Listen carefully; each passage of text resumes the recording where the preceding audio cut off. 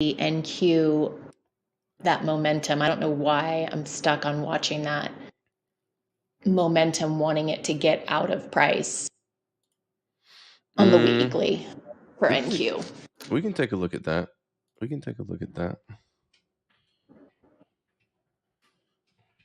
I felt like it needed to. But the VIX on the weekly has got another bearish, or it looks like it hasn't closed yet, but it's got the cross. I'm definitely going to take a look at the VIX. All right. Well, I want to get things started. And by started, I mean play some music until people filter in. So I'll see you in a second.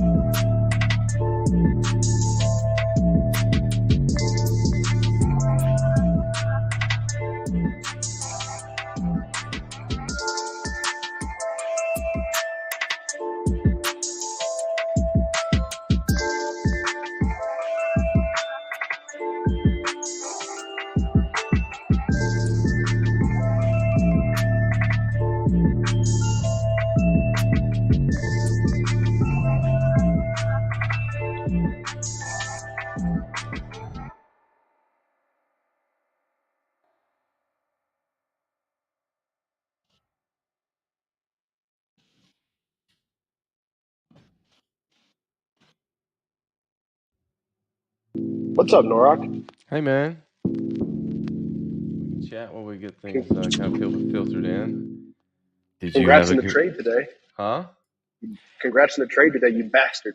Well, it ended up not being quite as good as it could have been, because what I wanted to do was I wanted to hold it until the stream, and then I finally had to capitulate some here. Like when it pulled back to this little level right here, and then held. I was like, nah, let's not give it up because man, they're selling it hard off here, aren't they? But Yeah, that was a really good example of just letting something run, wasn't it? But it was no, indeed. It was a good example of also reading the intent of the tape for the day, right? that means something to you, but you'll have to explain that to me. To me, it just meant that we were just traversing a range, and we were traversing the other side of the range until momentum gave out, and momentum never gave out. Mm-hmm. And once we got to the side of the range, that was it. It just The goes. sellers weren't strong enough to push through, It's and if it's everybody knew it, really it's really always that way where there's a lot of hesitation until finally they just give it up and then it yeah. just And then goes. the sellers did close it down down under 44.92. Mm-hmm. On the SPY or the ES. 44.90. Yes.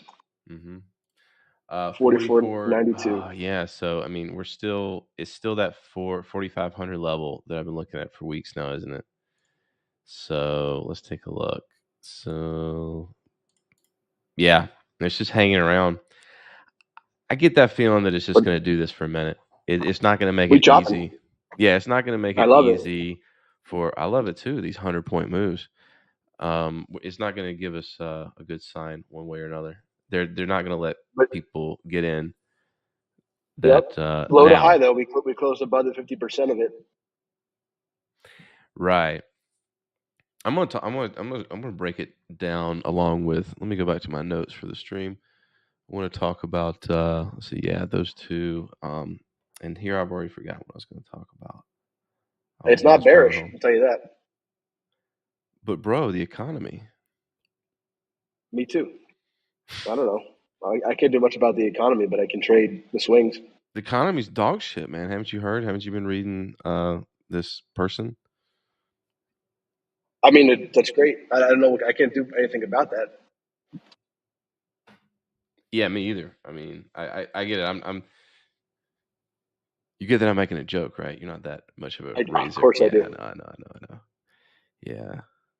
Hey man, don't be jealous of me, man. I'm jealous of you because I'm very you jealous. I'm very jealous of you. pfft.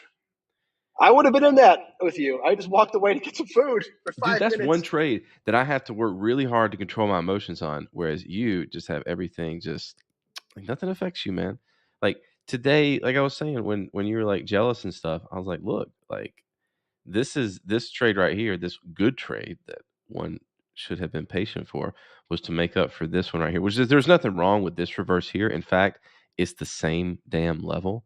It's just they wanted to mess around. The lizard people wanted to take out my stop down here, you know? Yeah, yeah. But No, I mean, by jealous, I just mean like I would have been there with you. Would have loved to have been there with you. That was what we were looking for every day. most definitely. So yeah. Well, we're a So few minutes. we got that VIX crush Friday. Let's look at that. Let's go ahead and get into it because you know what? I'm not a YouTuber. I'm not a streamer. I'm a trader, and if people want to see what I gotta see, they gotta see it. But yeah. It's like an indecision crush. It's right there, hanging out right in the middle. I can't remember what I said on Sunday, but definitely this week, which was the 31st. This told it right here because I mean I was a little uncertain where I wanted to call the level proper on the VIX. So it was either going to be over the weekend. It was either going to be 2760, which we held on Friday, or 2684. It's basically, is it from the start of the year, or is it from the lowest point the VIX has been in a while? And either way, Monday closed below it. And regardless of what the market is doing, this is telling you that we're going back to lower volatility, which implies the higher stock market. I do think we chop. I think we chop for a while. I think as long as we don't close the day under being over 44.80 on closes is good. As long as we don't close the day below 4,400, it's really in good shape. Mm-hmm. I think if we start getting back down there, I think people get scared. Yeah. But we'll see how it develops. What's up, Jen? You ready to trade futures again?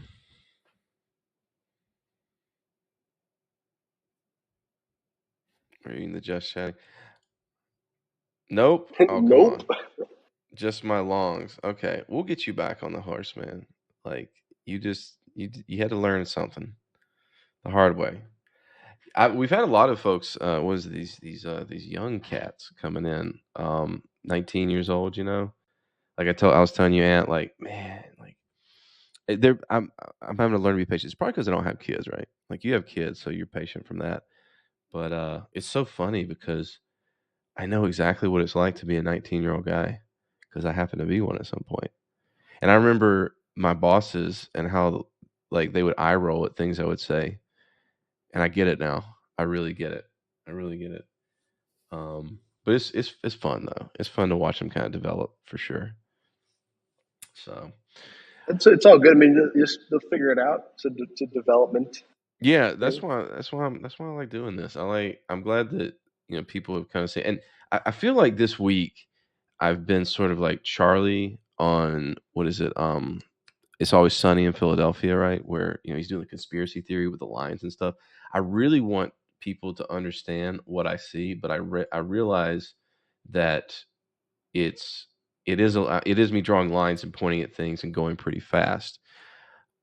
I remember we were talking about this week with Plum, which he pops into the Discord every once in a while, and he had like a story for every candlestick and what each story told. And I tried to follow along, but I had a very hard time because and there I understood he to him it made sense. So, but I do want to say, and I think you get me when I say that this is a very unique time of the year, right? Like you've been very active at this for about a year now, right? Well, 2.5 years now. Yeah. But day So trading our futures for like a year, yeah. almost a year into futures. So last year the craziness was the meme stock. And it's not that that was necessarily an isolated event. It's really just that's January. And this is kind of always the case, like at the beginning of the year. And that's why I keep on reminding it, not just to people like get it in, because summer is where if you try to trade like this, you'll get torn up. Because I mean, this move today, um, like the whole day would basically just look like this. Like you wouldn't get this unless it was this time Oh of year. man, it's beautiful though. It's been so much fun. I gotta say to be trading to both directions and be active in it. Yes. Because even though it's been chopping, it's been I won't say it's been easy to stay green, but I've been green every day this week from trading the Mhm. chop. Yeah. I'm just keeping the portfolio afloat by That's trading during the really day is really cool feeling. that's really what it is. Like I I don't know if it came through in what I said. I'm pretty transparent about it, but it was about 2 weeks ago. I don't know if I told you. Yeah, I did tell you. I had a little pity party for myself with how far I was down, and then I just decided to grind it back. And that's the only thing you can do. You can either roll over, you can capitulate. You can do a lot of things. You can capitulate, sell everything, go away, and then miss it, or you can just not open the platform and just assume that stocks are going to come back, or you can grind it back. And I chose to grind it back because that's what I do. So yeah, once again, to people who are joining, welcome. Get it in. This is the month. This is the month to get the gains, the sick gains, whatever you want to call it, because you're not going to have this opportunity the rest of the year. This is a very unique opportunity. This is the minus 10% pullback, and I keep on kind of bandying the FUD because everything. I don't want to say that everything is happening makes sense to me, but it really kind of is playing out the way I want it to. What I'm looking for is, or what I was looking for from the beginning of the year was this 10% move. I'll say this and I'll say it again. Like I don't know the future, but I know statistics. Every 2 years, on average, you get a minus 10% pullback. And so when this thing was happening, that is going to be my first assumption. And that's a barrier for me to think that the economy is going to collapse and we're going to be trying to exchange seashells for food, which is what I think a lot of people want, or it seems they want. At least they want their gold to go up. And so I'm not one of those people. And so the last 2 years, On average, you get about 3 to 4 minus 5% pullback. So, from 2020, you had 5%, a 5%, a 5%, 5%, 5%, 5%. You got basically exactly what you would expect. The 3 to 4. This was even just like a 6% right here.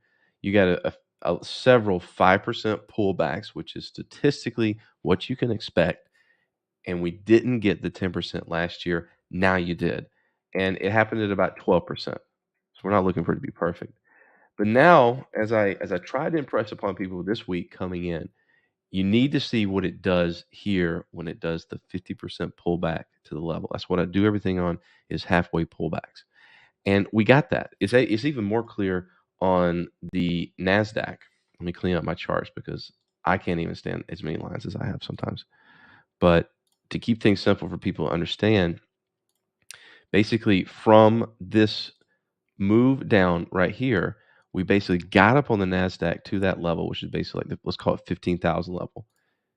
S&P 500, a little more bullish. And then what I wanted it to do this week is exactly what it did. It came back down to test the bottom side 50%. This was the pullback you needed. You actually don't want this thing to go parabolic. I mean, yes, because if you want it to moon and if you have 7 days to expiration calls, then yes, it'd be very nice. But that doesn't happen, because when you have something like that, inevitably you have a really bad correction on the other side. You want things to kind of have a healthy pullback. And so we got that this week. We really did. And we held here. Now, anything can happen. Honestly, we were talking about like how last week we had basically this two-way choppy action, the leptocurtic model, chop, chop, chop, chop, chop. And it very well could be that we have something like this go into next week, especially since we had this breakout. It could very well be that we have this chop next week. And then we got to decide, well, do we do this or do we do this? Do we do this? I'm open to the possibilities. I just know that I trust my skills. I'm going to be able to trade it.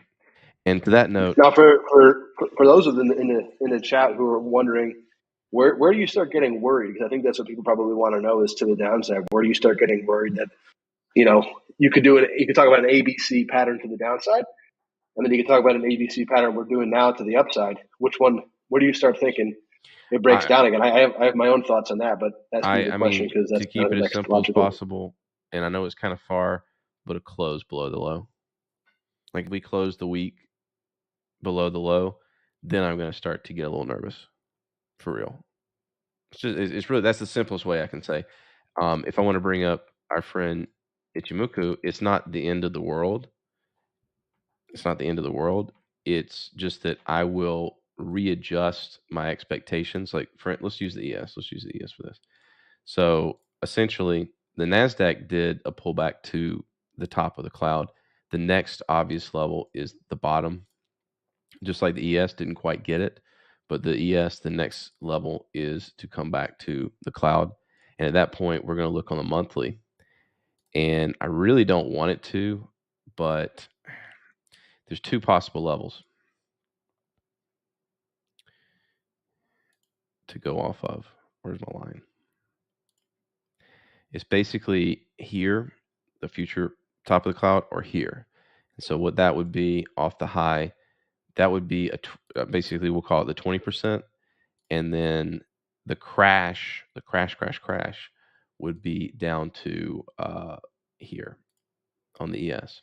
So how that basically, if we break the lows at this point now, we have this zone in here that I'm going to be active in, and basically I'll be wanting to get short down to this level, and then I'll readjust. So I'll play it from level to level.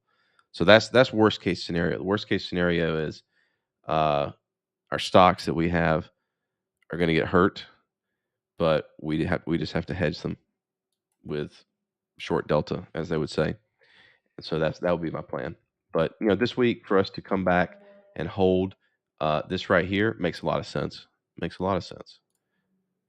So we got to see what happens in the next couple of weeks. Mm-hmm. Yeah, I think, in my opinion, until you get a break either way, it's a great opportunity to try to hedge near the top of the range that we're in.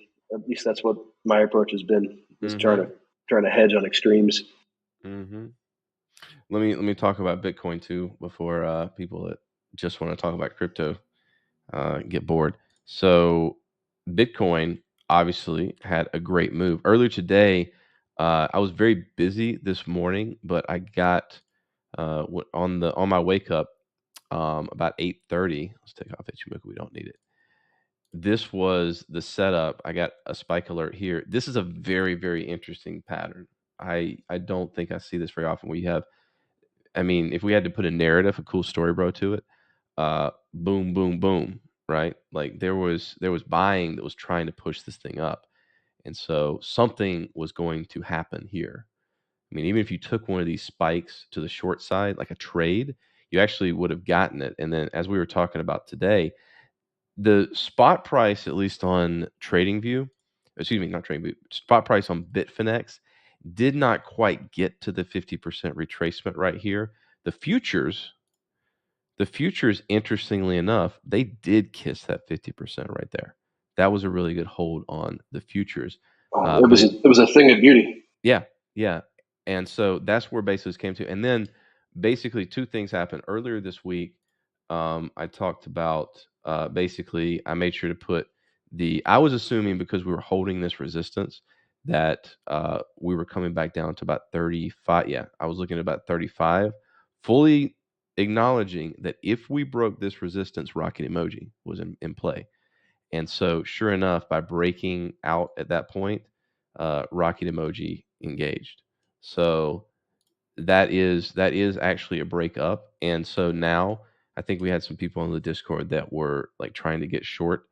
I urge patience because you just don't know what's going to happen. This bearish trend has been going for a while. There's a lot of people in crypto that really, really, really want to be crypto billionaires at the end of 2021 that are going to they're not going to sell this, and they are probably going to try to FOMO it. And so you need to be very careful. The first resistance that I'm looking at here is going to be 42,500 on this rally. So that's what I'm looking at based on the daily here. It is basically the bottom of the liquidation low from December, and it is the halfway point of this move down. That's the first level that it has to conquer. And it's strong. It's strong because even if price gets up to this level, as you know, if you watch my stream, my analysis, I need to call this bullish. I need momentum. I need the Chicago to get out as well. And so in my analysis, we don't get bullish unless we were to hit 50K. Like, so if you're looking for this thing to, fully recover, if you get 50K this weekend, congratulations. Then I'll come on here and I'll say, okay, we're bullish now. But until you get time and price to get up into this, no, this is still a bearish trend. So be careful. Be very, very careful.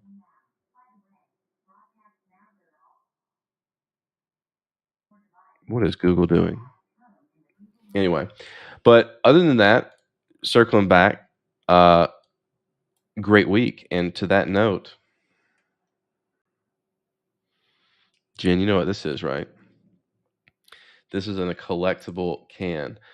As I was saying, this right here is one of my best trades over the last few years.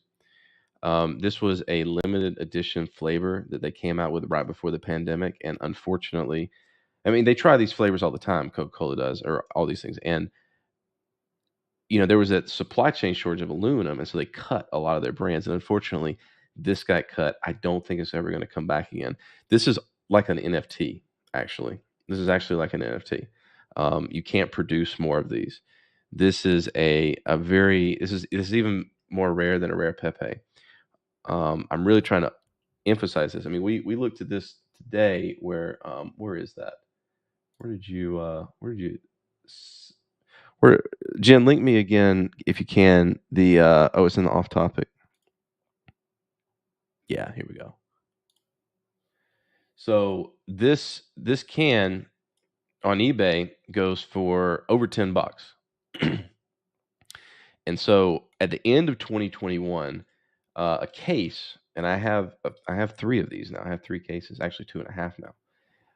A case was going for $50. So the end of 2020, at the end of 2020, a case was $50, which is about $4 a can. So now they're $10. I'm up 139% on this trade, and I had such a good week that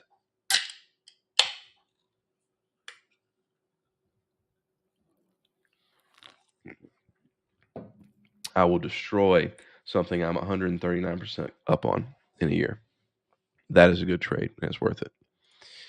So, all right. If you got questions, guys, put it into the chat and we'll take a look at it. I got my list of things, my topics that I want to cover. Yeah. Let's see.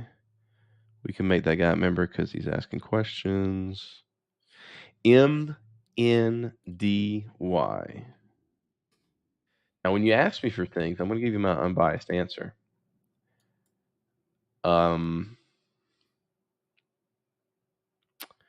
Close. I mean, you didn't close below the IPO. What is this? Monday.com? Well, I guess it depends on when you bought it, Derwan Musics. If you bought it at the IPO, you are okay. You probably had some higher hopes, but at this point, is probably catching a falling knife. So, I mean, there's a lot of tech names that have really gotten absolutely destroyed below their IPOs. I mean, last year was the time to IPO, and there is actually a reason why people IPO when it's a good time. I mean, there are professionals that draw these IPOs up. They do all the underwriting, and they are strategic about when they do it. You don't hear of any IPOs right now, do you? I haven't heard of any. I haven't heard of any IPOs this month. If they are, they're getting delayed. I mean, there's a method to the madness, and that method is to get your money in the pockets of the early investors. You have to remember that they don't IPO stocks to make you wealthy. They do it to make themselves wealthy. Like it's not really so much as an opportunity for you as it is. Well, I mean, it may be, but it's really just to cash out for the early investors. You got to remember that. No matter how much you like the company, how much you hear about it, the IPO is not for you. It's for you, but it's not for you and your benefit. This is actually an interesting thing right here. So if you were in this, and this is actually what I'm going to be doing a video on this weekend, like the simplest level of technical analysis is false breakouts. We don't even need an indicator for this. This bar right here. I don't like that. This bar right here, how it basically pushed up above this high that it made. Yeah. So, and I'm gonna show you guys an admission here. Like this is where I've got a serious transparency moment here coming up that'll explain this a little bit. But you made a high here in September of 2021, and then people tried to push it higher on this day, November of 2021. And I'm betting that was like a Monday. No, it was actually one day after that. Okay. Comes up, they try to push it higher. That's a failure. They even give you an opportunity here, and they still couldn't even get to that past high. Get out. I don't care how much you like the company. I don't care how much you are a long-term investor. And in my case, and this is being honest, I had a situation just like that in PGNY. This is a company that Ant and I both have, and you still have it? Ant? I do not have it anymore. No, I Where'd you forget get where I out? cut it. I cut it at some point, like I don't know, in the 40s. Okay. Oh, so you got it on the way up. Yeah, I cut it. I cut it on the one of the when it came down and bounced. I cut it. It did the tennis ball. Oh yeah, we gotta talk about that.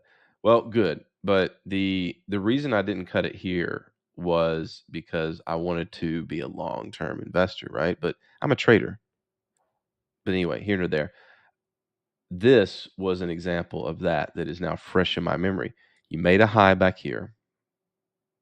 And in fact, within this range right here, if you take this in isolation, if we don't know the future, this in itself was also a false breakout. This bar right here on June of 2021. Again, you have the high, the failure, and there's your reaction off of it. And so then, going forward into the future, again,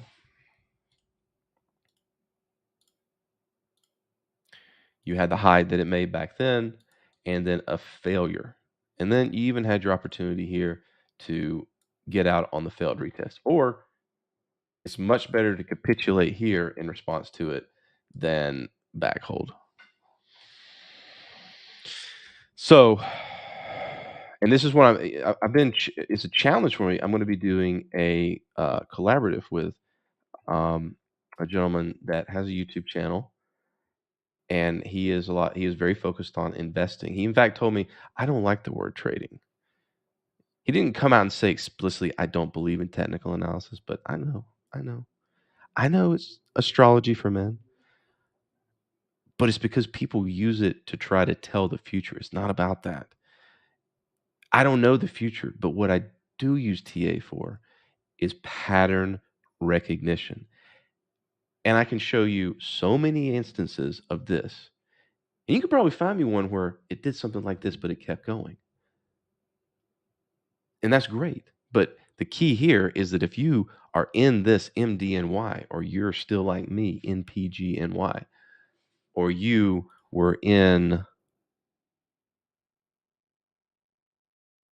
SLV last year when the meme was that you were going to short squeeze all the hedge funds out of their silver because they were manipulating the market, just like they talk about every 2 years.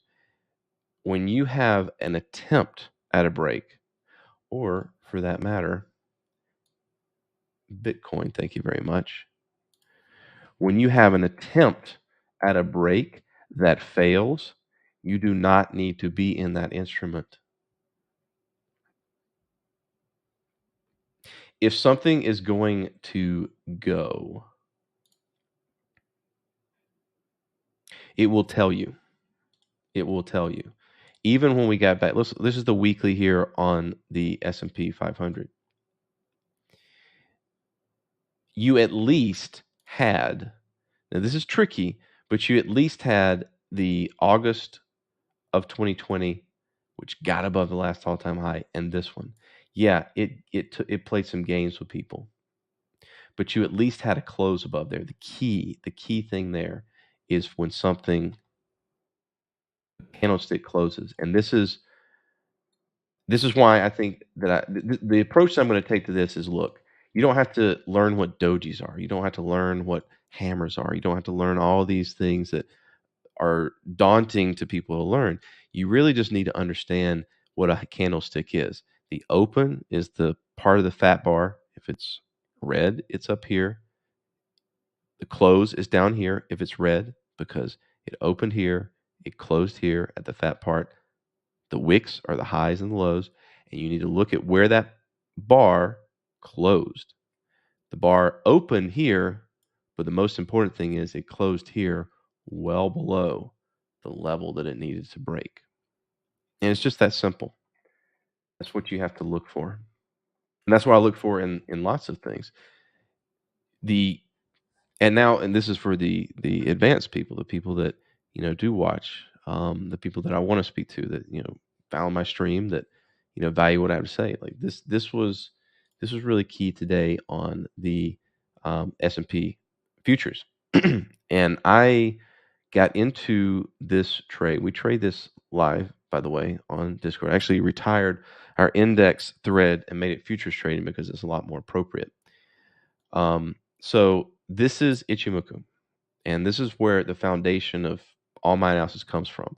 But we're gonna make things a little simpler, and you'll see that I do this on my chart with my other indicator. But let's go.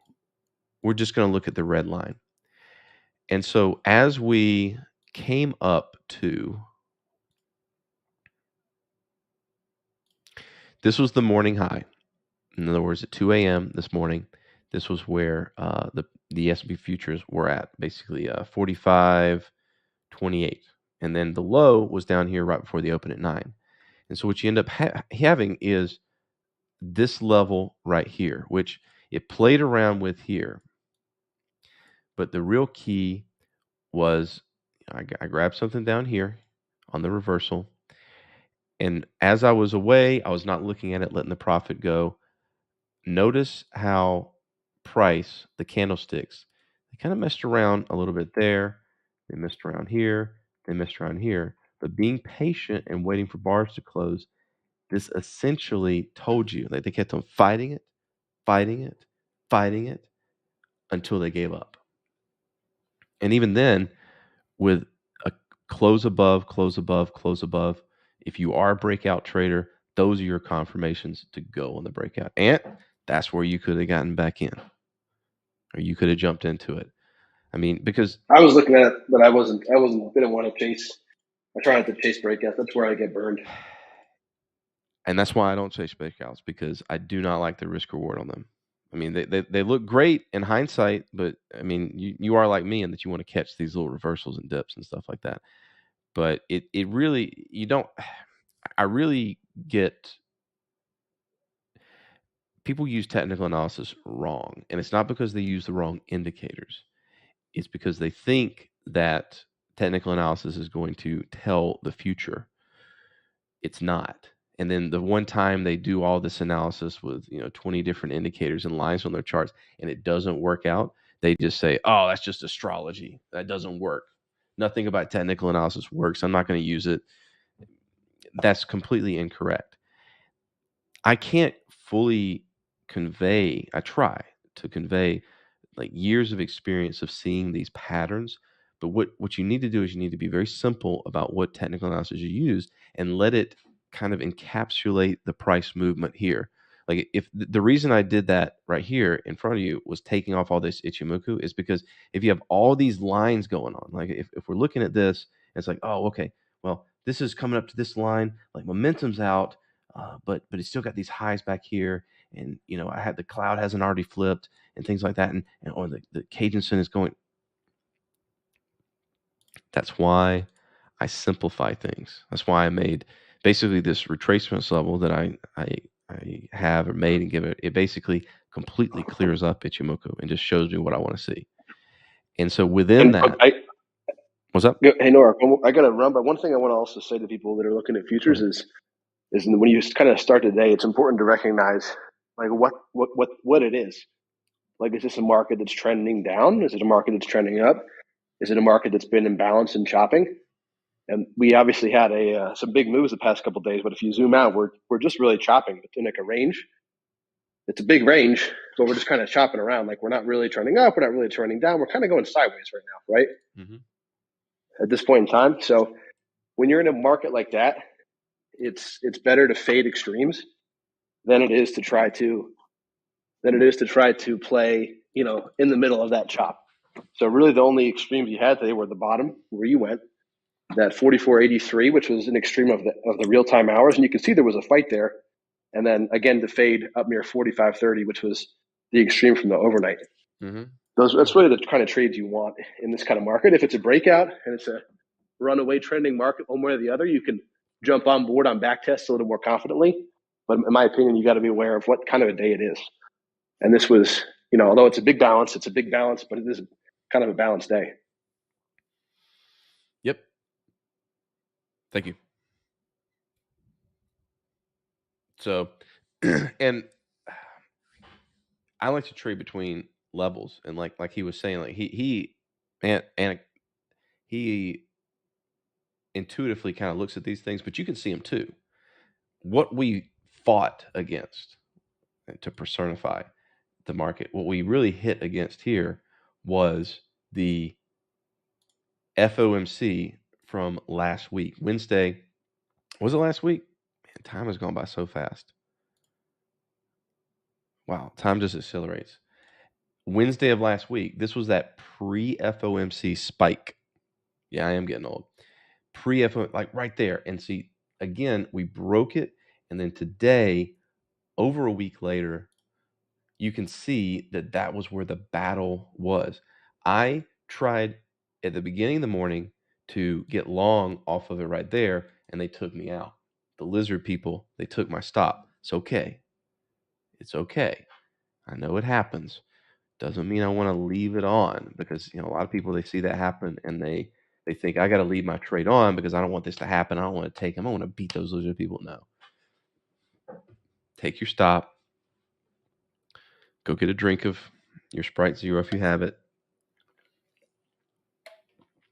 And then wait until you get another setup right here. Oh, I got a lot to talk about because let me hit chat real quick because I just saw someone talk about Apple. Yes, I want to talk about Apple. Do you think trading is a probability puzzle game? Let me think about that for just a second. It's definitely a game. It's definitely a puzzle. And it definitely operates on probabilities. I think you have to be aware of the probabilities, and I think you have to be aware of what probability actually means.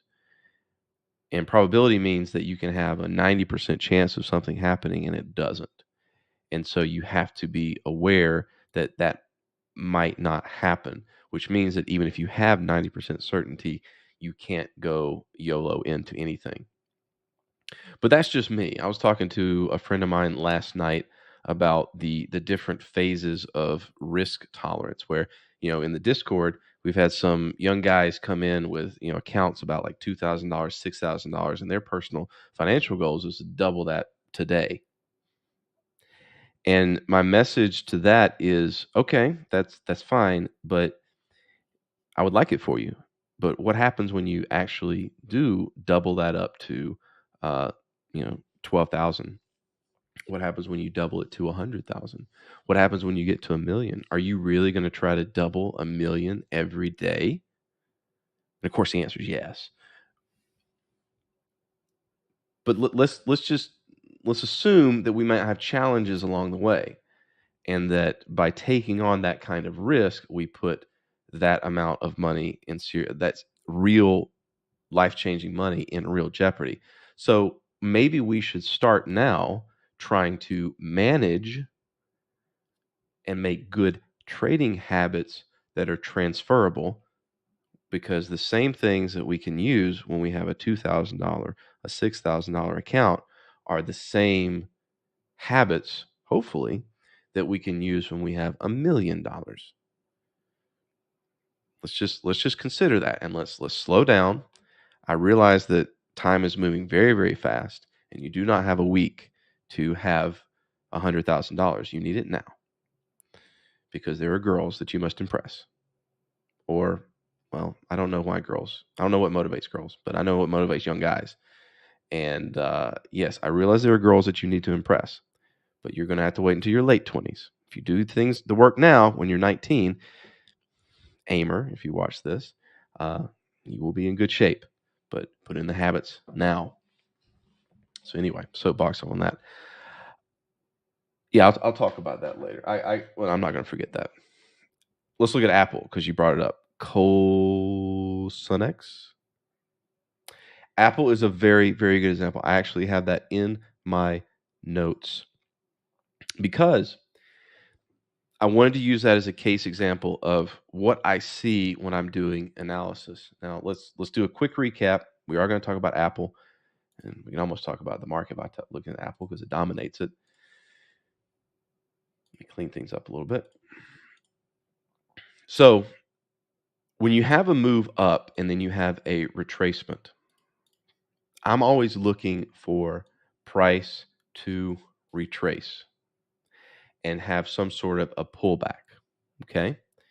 So Apple already got it drawn up. Let me clean it up. I'm going to bring in my friend Ichimoku. And what I really like to see is when you have a major trend. This is your major trend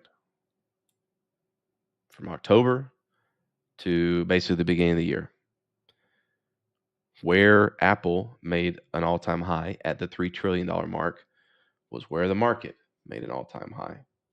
Thanks, Apple. And so from the start of this trend to here, matched up with Ichimoku Cloud. Momentum presented by the Chikou is on the bullish side of the cloud. Good. Add to that, you have, it came down to retest a high. Boom. I've been saying it for weeks. This is the level. Now, getting down there, it had to go through a path. Coming off the high, you have a reaction. Let's take off Ichimoku right here. Let's keep things simple. Anytime something makes a high or a major low, just like the trade today on the ES and the one I'm going to talk about from yesterday before the Amazon earnings, I'm looking for this reaction. I'm going to try to make this as simple as possible. This is so key. This has made me a lot of money. Is it 50%? You look for it to hold that 50%. That's a trade. That's a reversal trade. Some people think they need to short Apple here. Some people need to short Apple here.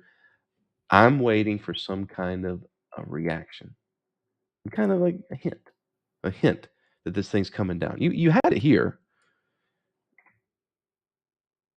Keep it on this example. There's something in here I see, but we're going to keep it to this. And so now you're going to say, we have a potential short trade, even on Apple, okay? That's your first really example that you want to do. And then, of course, what we're going to do is we're going to look for it to come back as a target to the 50% of that move. And that is a really good trade. Now, we're going to look for 50% on the way back up. And we're going to see what it does there. So of this move, let's see what happens here. Will we have a close above it? So in this case, it's broken it. Now we're going to bring back in Ichimoku. There's our Keijinsen, our 26 period that's showing us the halfway point there. What you don't want, like I said in the past, is you don't want this thing to go shooting up with no pullback, because then you run into a situation like Tesla, where you got up a little bit too fast, too far, and now you pull back. You really want to clear up this rally with a meaningful pullback, kind of like the market's doing right now. And so what I want to see is I want to see Apple pull back a little bit, hold the 50%. Oh, it's more like down here. May get down there. And then it can complete its move back up to the top. Was it Allstate? Yeah, ALL. Allstate. This doesn't look like what I was trying to do.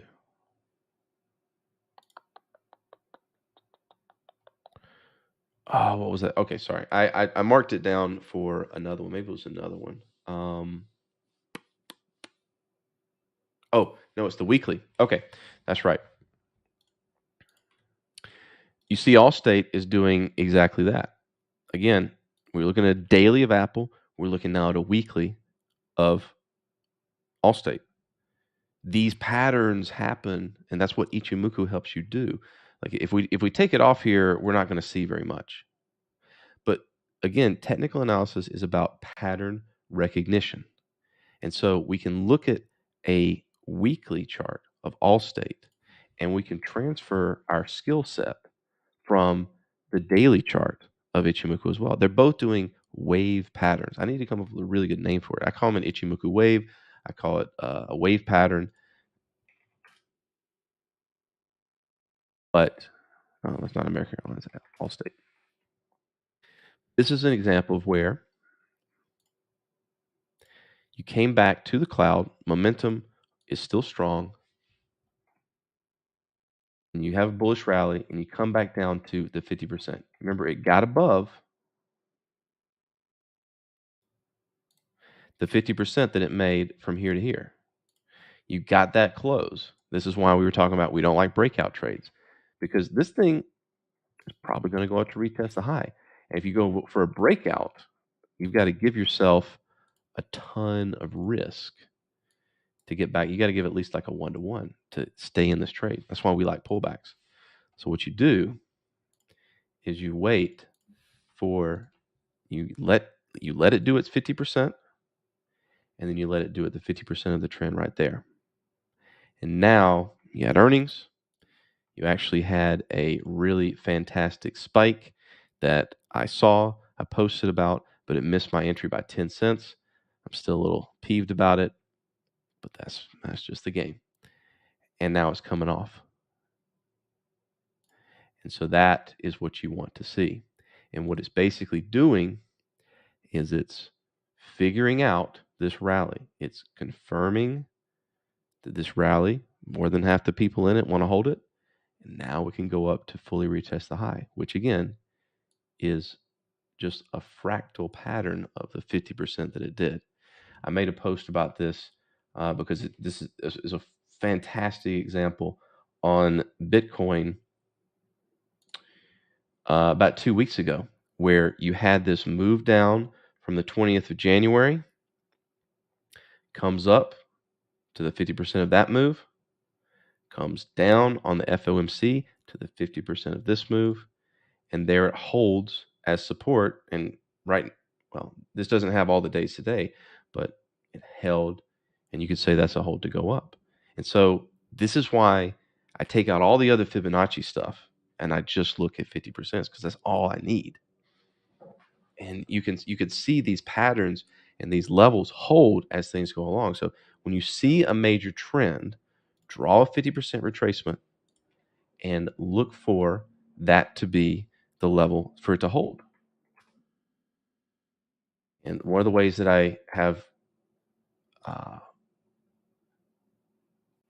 codified that is with the retracements level, which is free. Look for it. It's fine if you're on TradingView. Google, in my opinion, and I own it, one of the most obvious freaking trades and things to own in the whole damn stock market.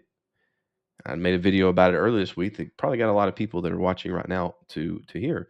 But this trade has been obvious. I don't know why people are putting their money into meme stocks when they are literally trading those meme stocks on a device that is made by this company and will continue to be made by this company. And they're watching videos about how to trade these meme stocks on a platform that is owned by this company. Now, what company do you want to own for the next 10 years? Do you want to own AMC? Do you even go to the movie theater anymore? Do you even buy your games at GameStop anymore? Seriously, what are you doing? Anyway, this right here, when everyone was afraid the market was going to crap, when everyone was afraid that the world was ending, the market was going to, I don't know, whatever, on that capitulation dip, Google, one of the best companies to own in the stock market, pulled back to a key level from a prior trend, kissed it, and went.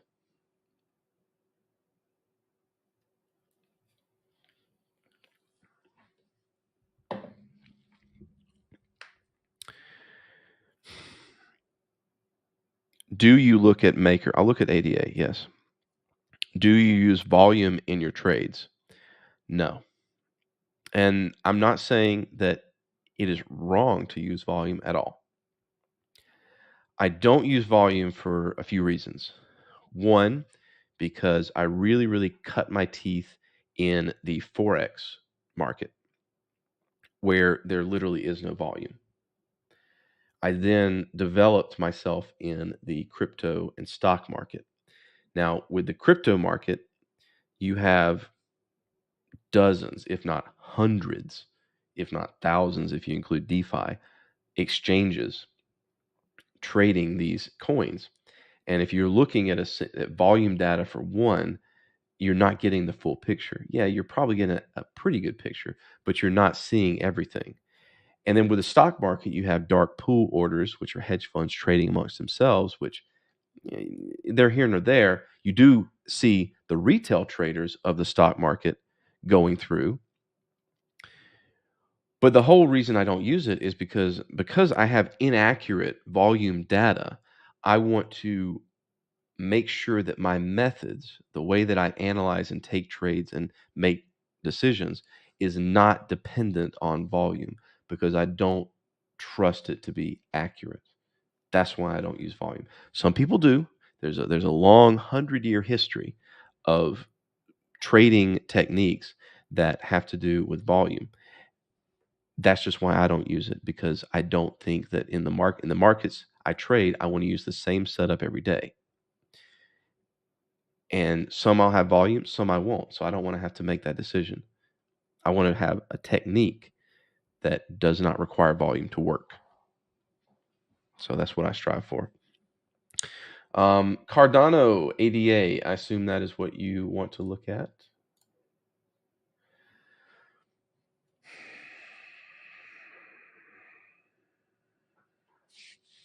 I mean, you're holding the lows. That's something. You don't want it down here. You don't want, it's funny, it's holding $1.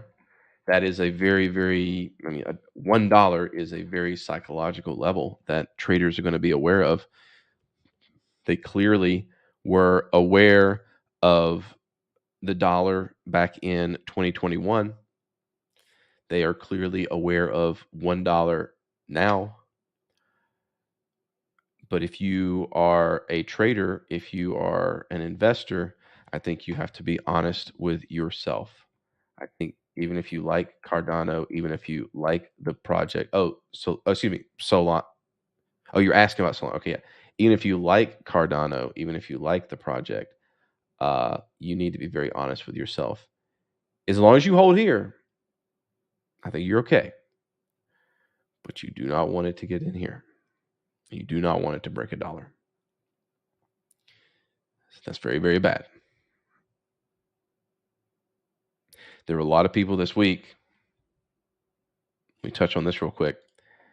Yesterday, when Facebook announced, wasn't yesterday. It was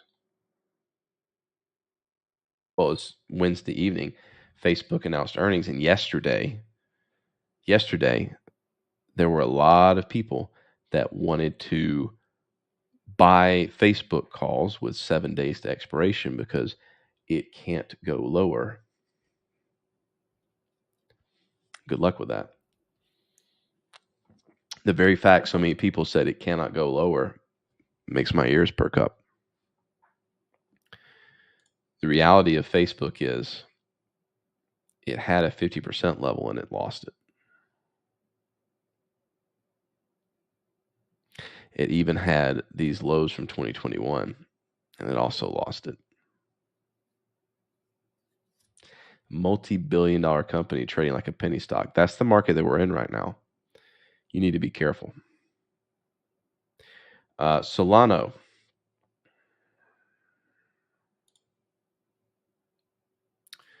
Solana is exactly what I'm talking about in that regard. See, this is why I know some people don't like technical analysis. And I know that if you're just starting out, it can be very daunting and hard to take everything in. And it's only with the benefit of experience, like years and years of seeing the same patterns.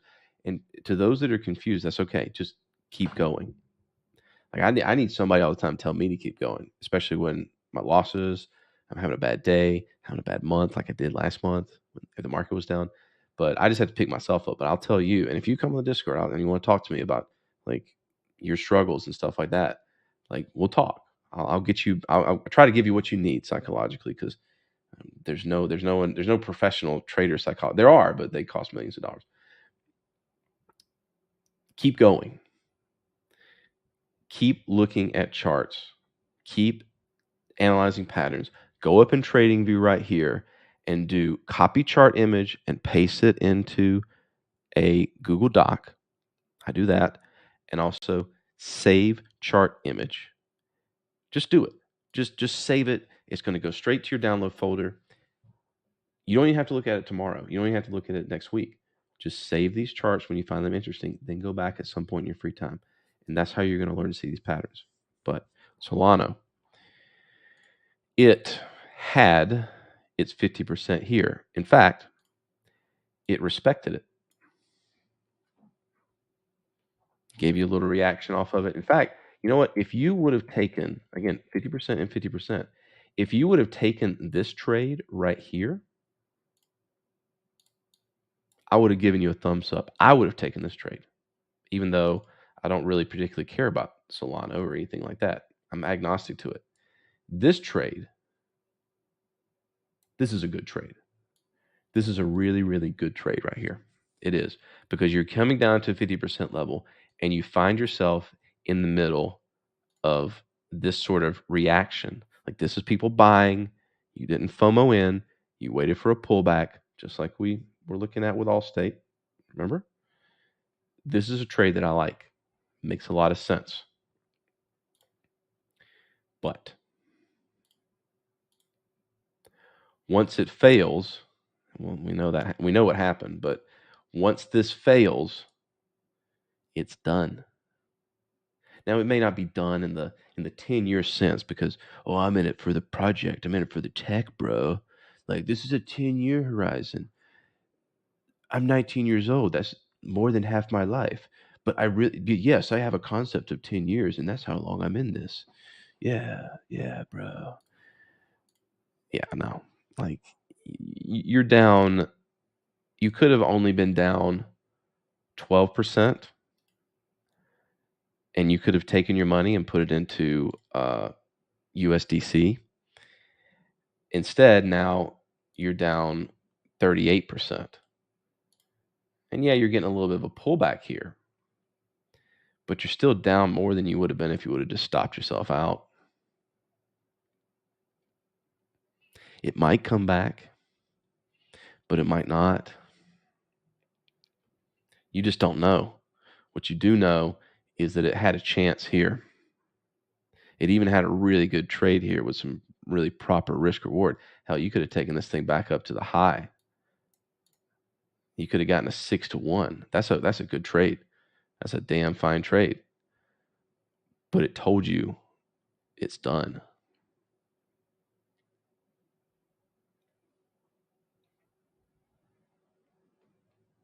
Thank you for the kudos. Thank you. With the Google trade kissing the 2,500 level, moving upward, where did you set your stop? Well, personally, with Google, I have owned shares of Google for probably a decade. This is not the first split that I have been through. And, there's a very good reason, like I said. But if you were trading it, that's a very good question. Two things. One, in this case, if you want to just jump in because you're totally contrarian and you're immune to the FUD that was prevailing the market, then you could have jumped in on just a general retracement level. When it pulls back 50%, you want to try to get it back up to the high. There's your target. And then I, as a general rule, go for a 3-1. And that would be what that would look like. So your stop, what I try to show you on the Solana trade and what I try to do in my day-to-day trading is I try to be really, really precise about getting these little reaction levels, but you don't always get them. But if you don't want to wait and you don't want to be patient, you don't have the time, and you just want to take these pullbacks the way they are, the high is the obvious choice for your target. Play a little off base. Play a little off base. I mean, don't go straight for the high, because sometimes it very annoyingly misses it. Kind of get in this little range, get close enough. And then that's going to give you enough of a target here where your stop would need to be here. And use the Thinkorswim. Thinkorswim doesn't have that tool. I have to kind of hack the drawing tool to do it. TradingView has this tool, and it lets you map out your 3-to-1. Or, I mean, if you want to be, you can do a 2-to-1. I'm not saying one's wrong or right. I like a 3-to-1. Maybe you want a 4-to-1. I don't think that's really reasonable. But you can kind of do that. And so this is how you yourself can figure out what kind of stop you want to embrace. Does that make sense? Like on the Solana trade, let's just say that we didn't want to be patient for this little pullback right in here. Oh, no, don't delete it. Oh, hold on. In my Solana. I don't need it anyway.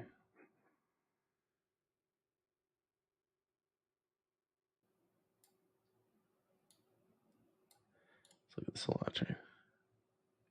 Do I think 3-to-1 trades are better than 1-to-1 trades? Yes, because I am actually really bad.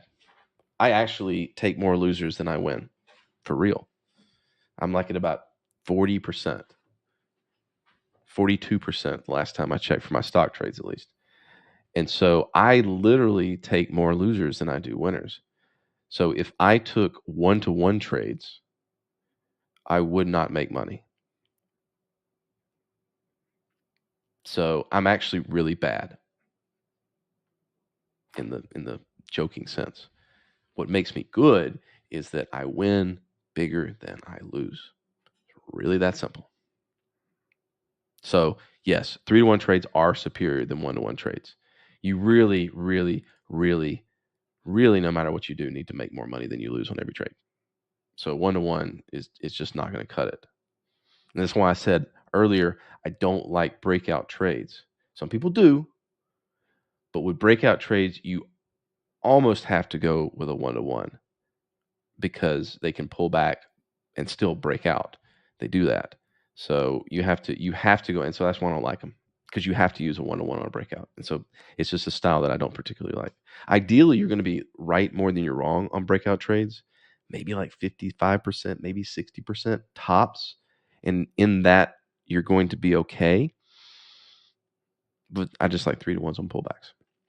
So in this trade right here, if you had just gone in on a pullback on Solana, again, let's play it up to the high right here. There's our 2-to-1. Our 3-to-1 puts our stop right about here. And so either way, we're stopped out. That would be just a general pullback to a 50% level trade that I would set up. It's very simple. Very, very simple.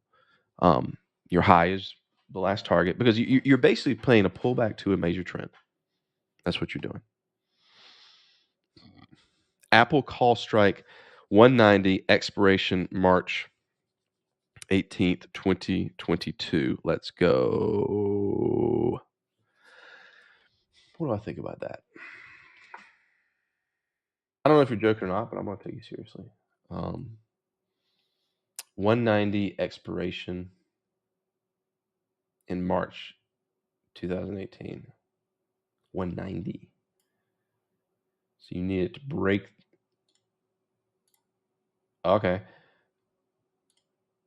You need it to break March the 18th. I'm very serious about trade. Okay. Okay. All right. Let's see.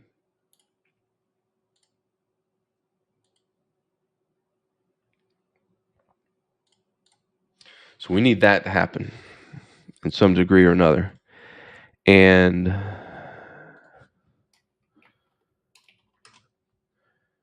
give me 1 second here. We'll look at the options. So you need the March 190.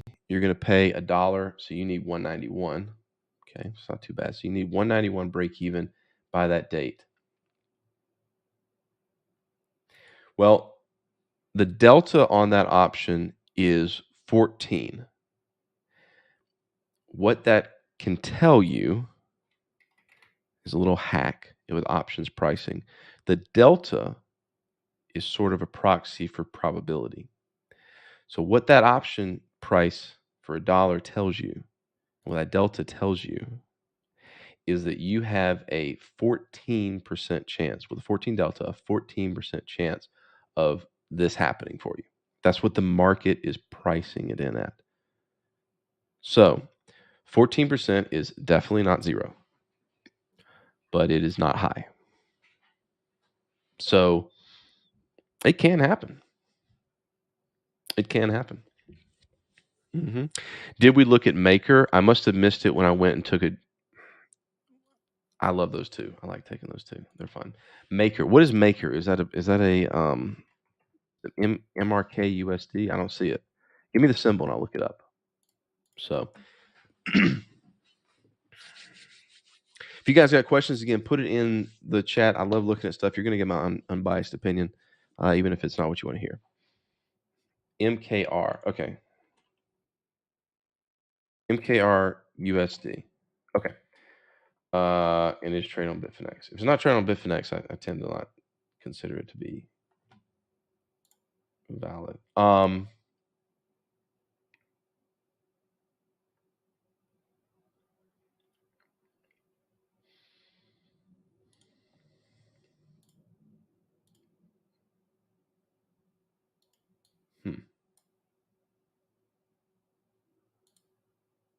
So what I'm doing is I'm looking at the levels that it likes to respect.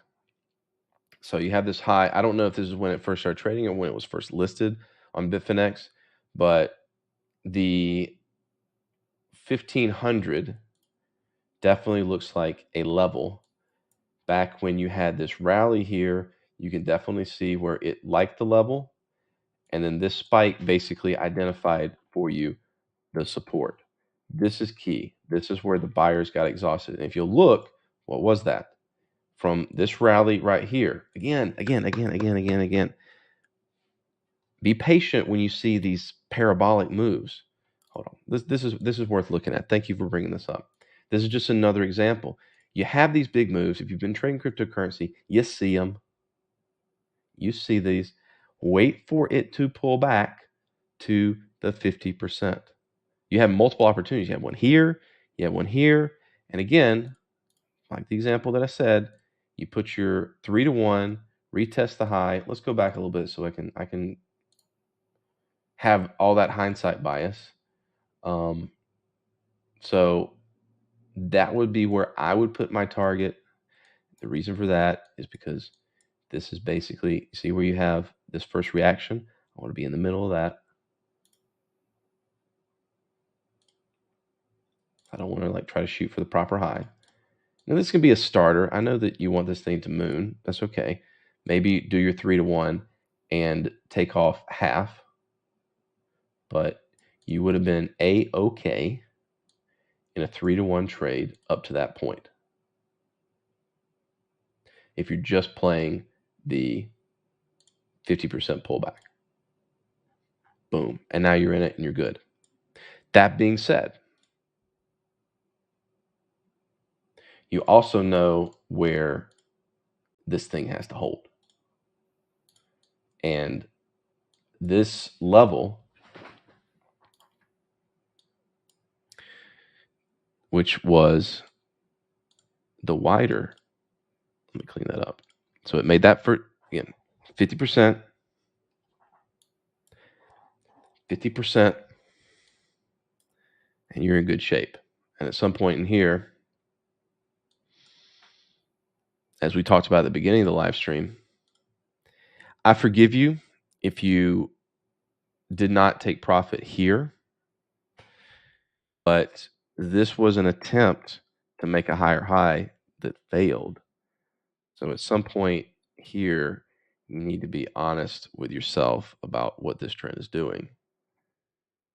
But I think a lot of cryptocurrency people are getting in trouble with. You had great big dreams of all the shit that you were going to buy with this one if it went up to whatever people on Twitter told you it was, and you need it to come back. But the reality is you got some clear levels this thing needs to hold. It's doing all right. It's doing all right. It's doing all right. It's doing all right. It's doing all right. It's okay. All right. I'm not mad at you, but it's clearly defined for you where it does not need to go again.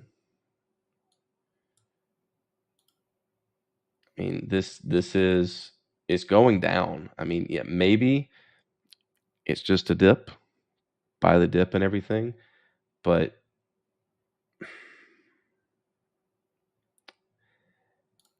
welcome to cryptocurrency. Cryptocurrency has cycles.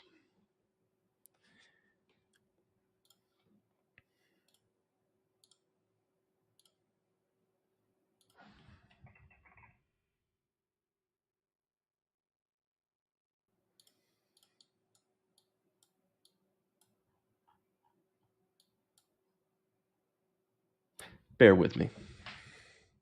One moment, please. I have something to show you all.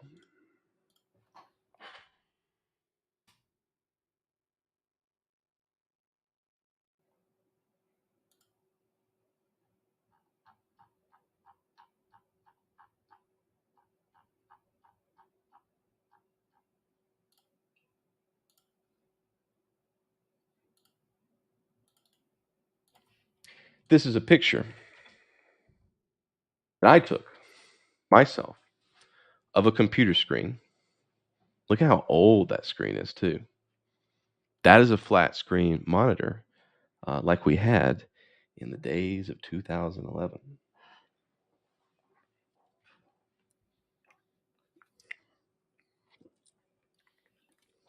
That is the price of Bitcoin. That is the market depth chart of Mt. Gox. That was live. That was live as I was at the first Bitcoin Expo in New York in 2011. Bear with me a little more.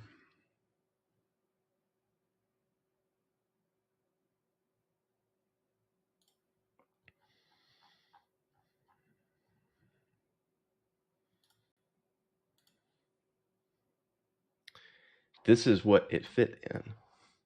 You're looking at just me from one end of the room to the other of how many people were interested in Bitcoin and working in that space back then.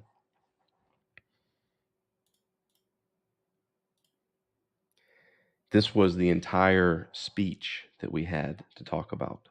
Oh, excuse me, it's 2012. I'm wrong, 2012. Was it 2000? No. They were talking about next year's conference. That's right.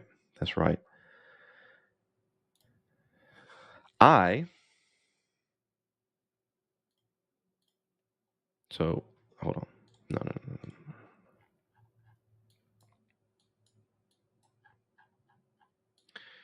So, that was August the 20th, 2011.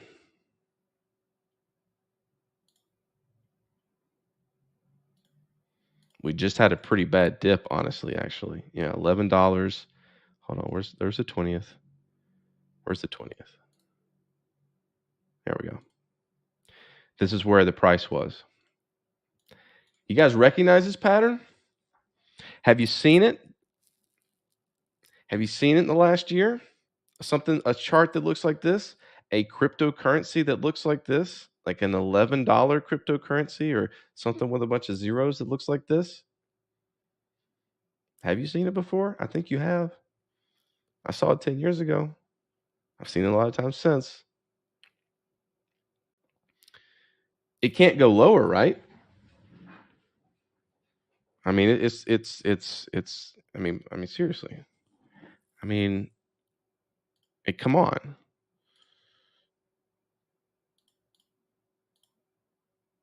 It can't go lower. I mean, I bought it $11. Wait. I bought it 11. Holy shit, I'm down 50%. Why did I put my money into this magic internet money? Oh, everyone that I was telling back then thought that I was an idiot, and they were right. This magic internet money that, has no backing or anything. I put my good US dollars into this, and I've lost it. Well, at least it can't go lower. Okay. All right. All right. Okay. Okay. All right. It'll be okay. It'll be okay. It's okay. You can't.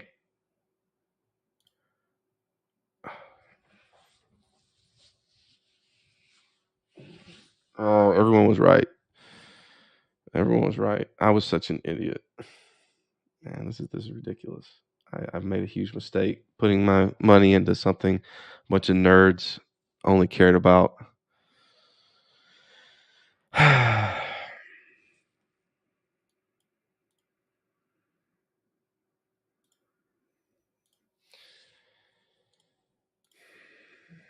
Crypto goes through cycles. You saw a bullish cycle. Welcome to cryptocurrency. Something else is happening now.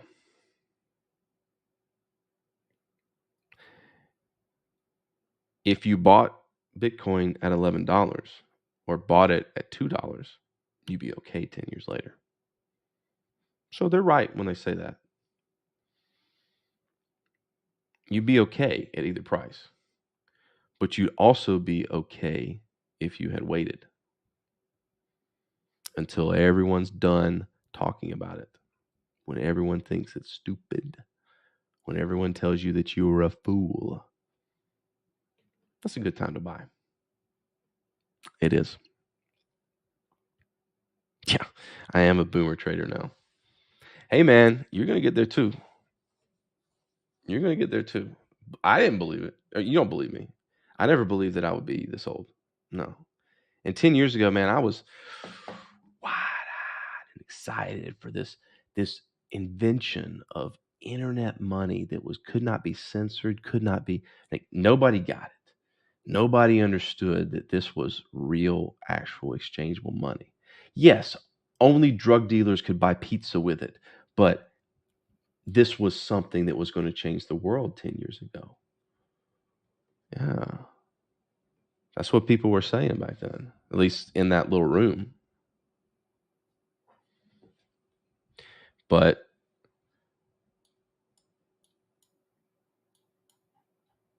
Bitcoin, cryptocurrency,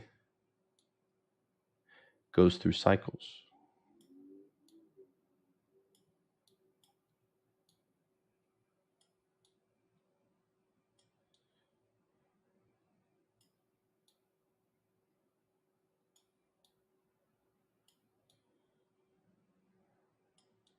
And you just need to be aware of it.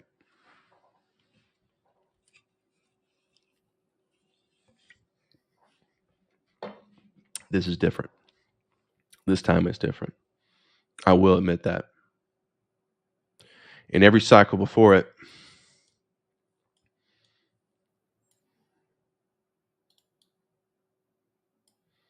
it's been a very clear parabolic and fall.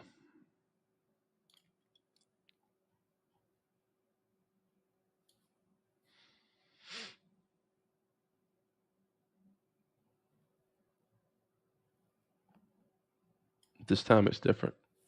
I don't know. I don't know, guys. Technical analysis doesn't tell the future. But what it can do is let you find trading opportunities.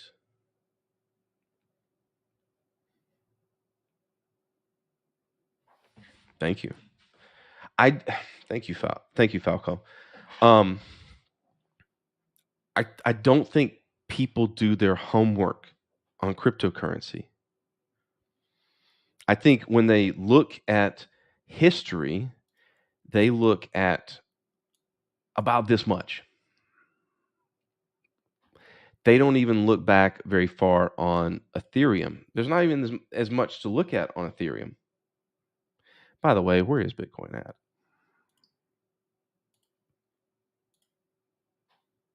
Where was it on the last pullback? Where is Ethereum at? What does it need to hold? Where does it need to hold? Here.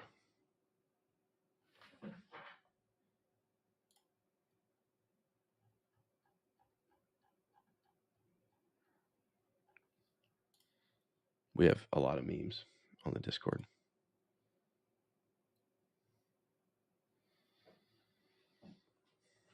It has to. It really does.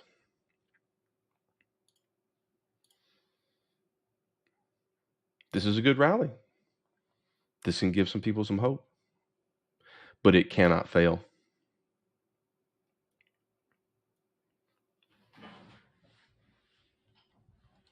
It cannot fail. Or else you have problems.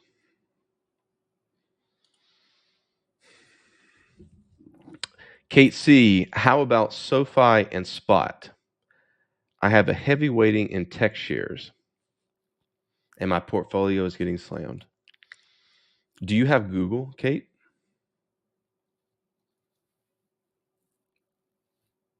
That's my question to you. I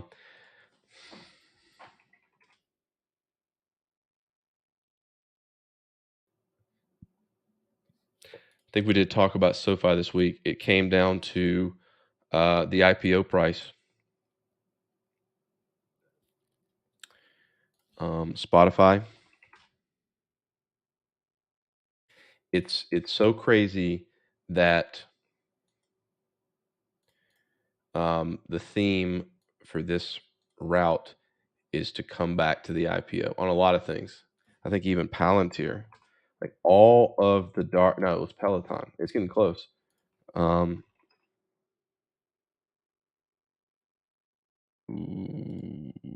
Again, guys, remember with the 50%?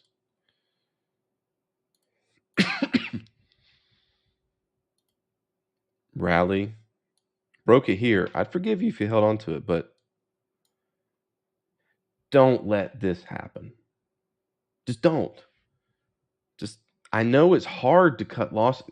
I know it's hard to cut losses. Damn it, I know it's hard. But don't let this happen. Stop it. Just go on to the next trade. Just, you don't want this. You do not want this on your conscience. You do not want this in your portfolio.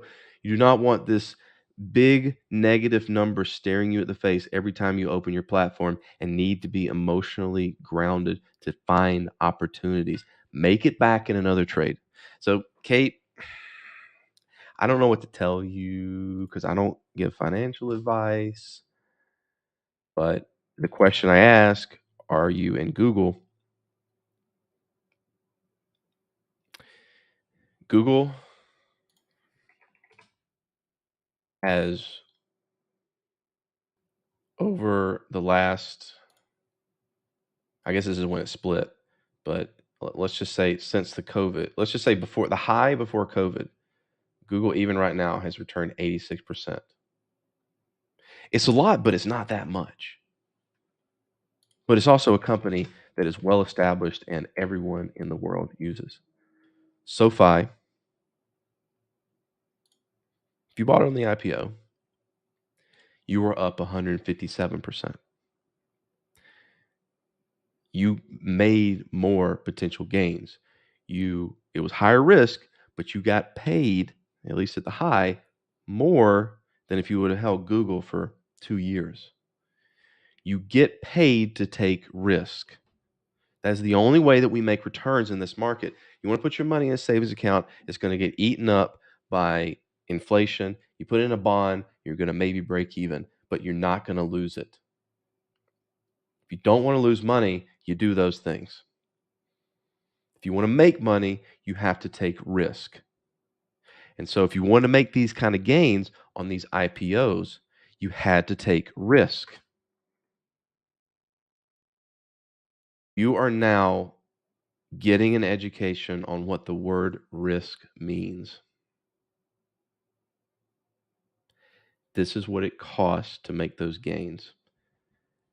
You do not get this for free. You can take it, or you can be greedy and you can want more, but you pay for it. You're paying for it.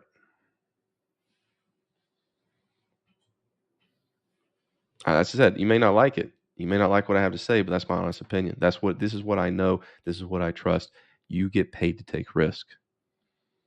And at some point, you got to step off you got to know, try to figure out when the music stops. It's hard.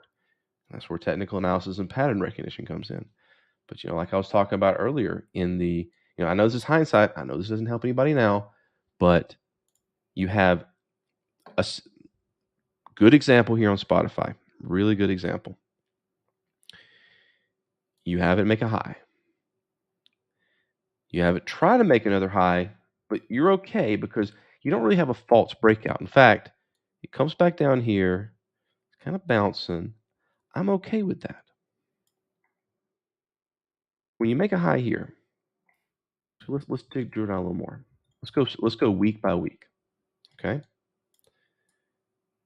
Let me show you what I'm talking about.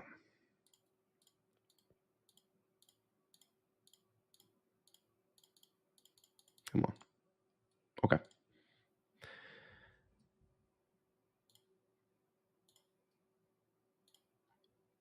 This week broke the high, closed above. We're good. Hold. Even if it does this bullshit right here.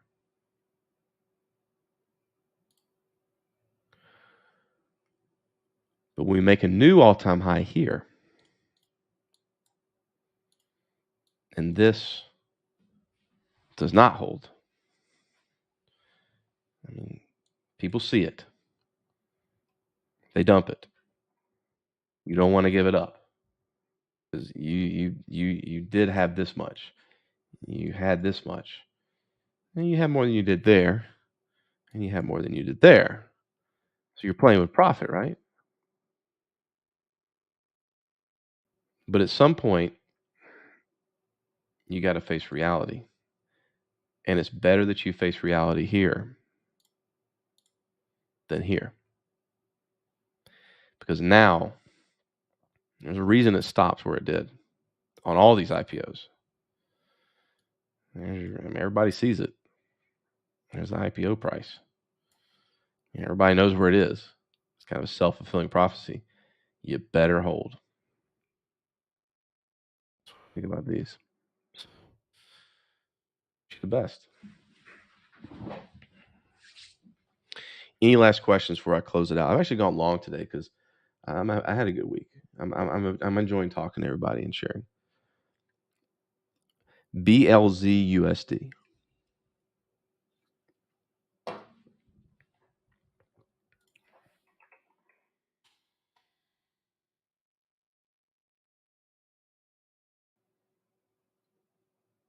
I don't see it on Bitfinex, so I don't like it.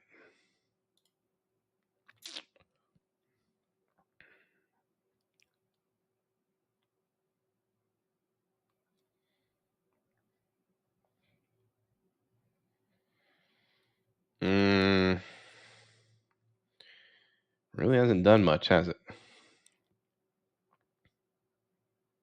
You're welcome. What do you think about BLZUSD? I see something that people had high hopes for, and yeah. MRK, we looked at that. That's interesting. A Merck, like the company, or are we going back to the maker thing? MRK, the stock. Clarify for me. Merck, the stock. I mean, it's just, I don't see an opportunity. Some people can find opportunity inside consolidations.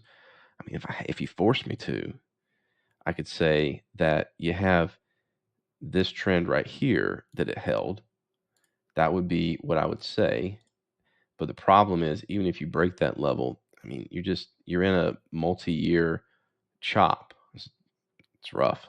Yeah. I mean, if you're holding this thing as like a dividend play, which is probably gives you a pretty good dividend, then you're probably making money on it that way. I mean, it's not hurting you. it's just something that this is something that you have to own. I mean, they're not going out of business.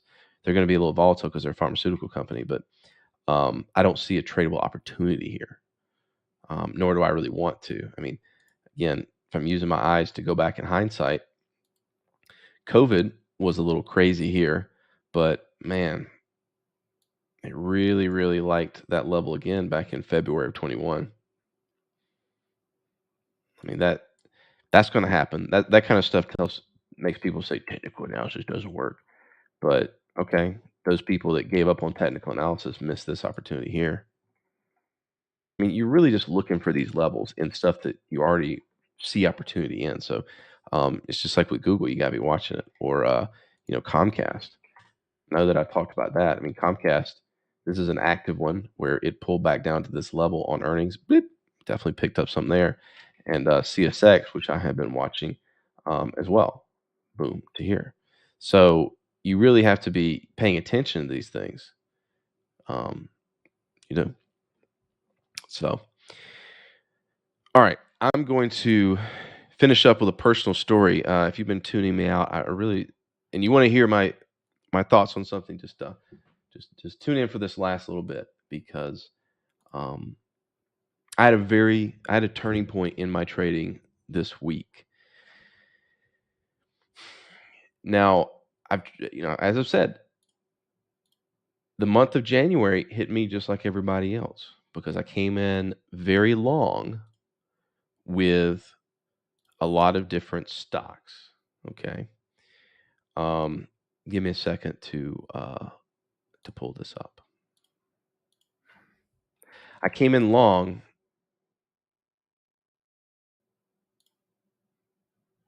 and so my portfolio was down, just like everybody else. And so I had, as I said at the beginning of the live stream, I had a moment of a little pity party for myself for about a day or two. Then sometime mid-January, I decided I was going to grind it back. And I've been doing that for the last couple of weeks. I could have just quit and decided that trading was not for me. But no, I've been doing this for 10 years. I've dedicated my life and career to this. Yeah, it's a sunk cost fallacy, but this is all I want to do. I got asked by Madia on Thursday, before this happened, if someone gave me 10x what I have to my name, would I quit trading? No. I love doing this, and I love it for these instances. So I'm a contrarian by nature. And so yesterday, with the NASDAQ, or the stock market in general, the NASDAQ was down about 3% from the morning. It just sold off. Tremendous fear. Now, mind you, I'm bullish on the stock market in general. And so this is a little contrary to what I'm long-term expecting. But a pullback is not out of the ordinary. But everyone was reeling from Facebook being down 26%. The whole market was in just this state of, oh my God, what are these billion-dollar companies acting like penny stocks? What's going to happen to Amazon, another tech company? And so the meme was that Amazon was basically holding up the entire stock market yesterday. This meme came out yesterday when it was definitely germane to the times. And that was really the case. Everyone was waiting for Amazon earnings to come out and save or kill the market. But the market had already been killed. And in all the years I've been doing this, I've been telling people coming into my chat or whatever, I listen.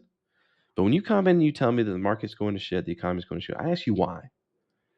And if you tell me all these reasons about, the Fed and things like that, these are the same reasons I've been hearing for 10 years, every damn day, why the world's going to end. And yet it keeps spinning. And so I'm just going to say, no, I don't think so. And so as this is going down, as everyone's portfolio is tanking, as everyone is bearish, My experience tells me no. No, it's not. But I don't know that for sure because Amazon could come out with earnings and tank the market. But as I'm sitting there at 3:56 p.m.,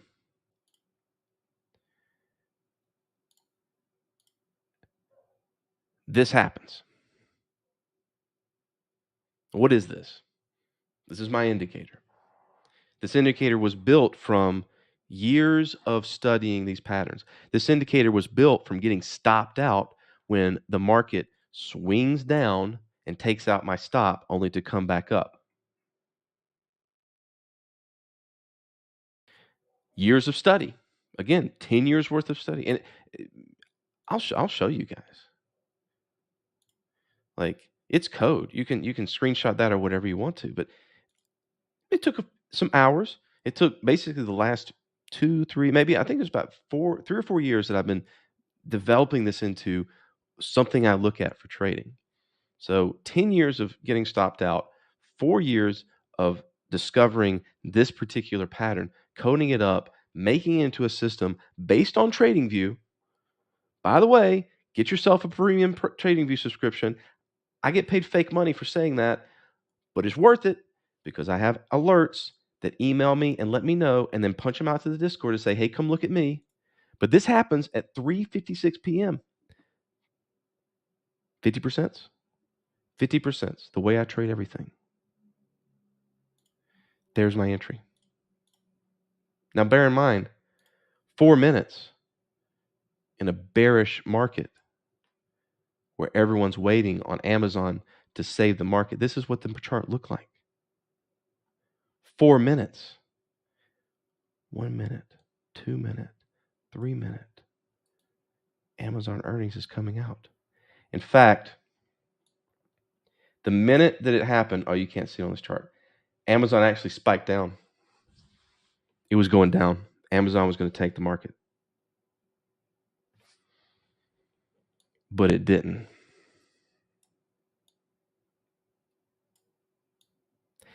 "10 years of experience and work came down to 4 minutes for a moment in time.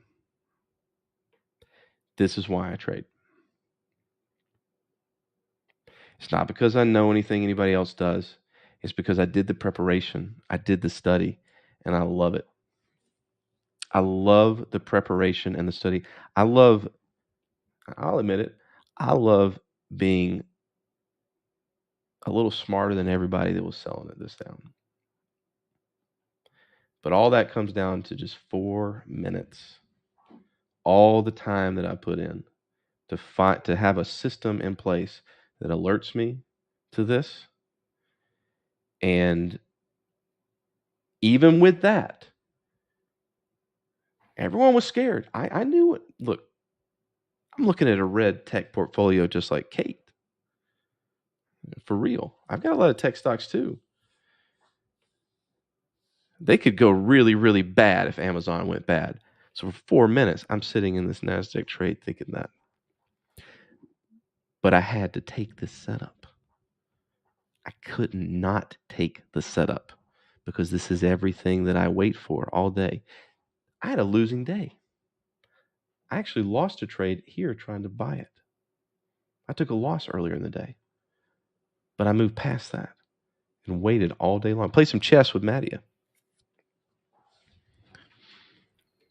So this is why I do what I do. And the reason I do these live streams, thank you for joining in, is because I like talking about it and I like trying to help some people out that are struggling. Because if you trade, you're not really trading the market, you're trading yourself, your own emotional control. And you need a system. You need some pattern that you look for that takes you out of your head, that takes you out of the fear of the market, out of the greed, and makes you execute on an opportunity that comes along. And they don't come along very often. But when they do, you got to go. And this month, last month, and this month now, with this volatility is a trader's market. This will dry up. This time this year will end, and then you'll be stuck in the middle of the year trying to do some things and hopefully not giving it back. But take advantage of it right now before it goes away, or you'll be waiting until December. So, yes, A Sharp Jen is still around. Thanks for stopping by.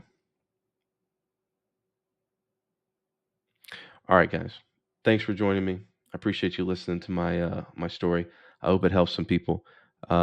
Plug, join my social media, all that kind of stuff. I don't charge for it. I just want to talk to you and have a conversation. So I'm out. We'll see you next week. Bye-bye.